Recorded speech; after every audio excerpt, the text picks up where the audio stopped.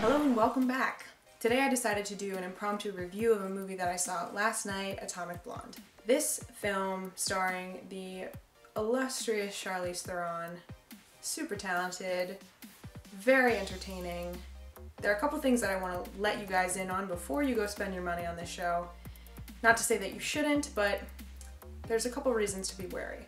The first thing that you should know before going into this is that the plot essentially has no direction. The plot was very convoluted, very hard to understand. There's a lot of characters to keep up with, and it's really unclear what Charlize Theron's character's goal is. There is a plot device which is kind of the source of everyone's wanting in the show, and that kind of gives you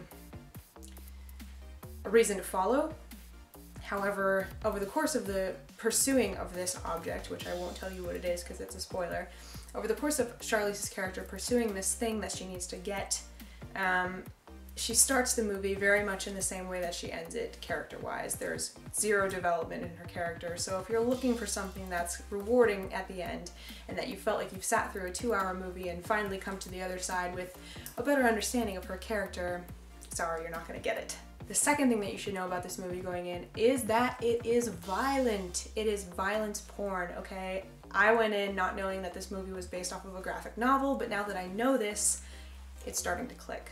There's action sequences, there's hand-to-hand combat, there's a lot of stabbing and bleeding and all that shit. It's fun to watch because Charlize is very good at her stunts. There are multiple scenes of over 15 minutes of just Charlize Theron beating the hell out of dudes, which actually was pretty fun to watch, but if you're grossed out by blood and all that shit, the breaking of bones, keep an eye out for that. There's a lot of it. The third and final thing that you should know, and actually the reason why I decided to do this video impromptu, is that it adds to the tally of Bury Your Gays. Tweeted about this, sorry for the spoiler alert, and this is actually a big spoiler, so discontinue watching if you don't want to hear it, but in the movie, if you know anything about the film, if you've seen the trailer, you know that Charlize Theron's character is bisexual and that she has a sexual relationship with Sofia Boutella's character. And what you will not know going into the movie, or you may not have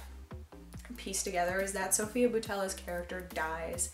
And not only does she die as a queer woman, but she dies in a very intimate and very graphic way. At least I thought so. It may not be as graphic as some of the other scenes in the movie, but it is a very intimate death, and it's really kind of hard to watch. I had to like turn away a couple times. It's unfortunate because this movie, I wouldn't go see it again, and it's in no way a movie that I think you should spend your money on. I think you should wait and watch it when it comes out. My thinking coming out of the movie actually was that, number one, movies don't really impress me nowadays. It takes a lot of good storytelling and a lot of keeping your plot concise and manageable and good for an audience to understand and digest for me to come out of a movie and give it like more than 2 stars. And the second thing that I thought coming out of this movie was I should really talk about this in a video because it's interesting. If you go on a website like LGBT Fans Deserve Better, you'll see that they have a lot of statistics, and they've done a lot of research on queer women dying on television and film. And it's easy to look at that stuff and think, yeah, this is happening, but I guess not to see the statistics right away in examples in your everyday life. Like, I think one of the statistics on the website, which you should really check out and read the articles and read their compilation of the data, because it's really interesting. And one of the biggest things is that queer women, especially, and queer people on television die in more graphic and extremely intimate ways than heterosexual people do.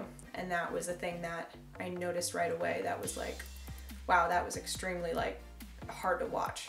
Her character's death didn't really mean anything and didn't really do anything for Charlize's character in the long run, and I felt like it was unnecessary. If you want to see a sex scene between Sofia Boutella and Charlize Theron, go see the fucking movie. That's the only part that I was like, hell yes, praise Jesus. The rest of it was just lukewarm. Thanks for watching this video. I hope this gives you a little bit of an insight on whether or not you want to spend 2 hours on a Saturday or weekday night watching Atomic Blonde in theaters.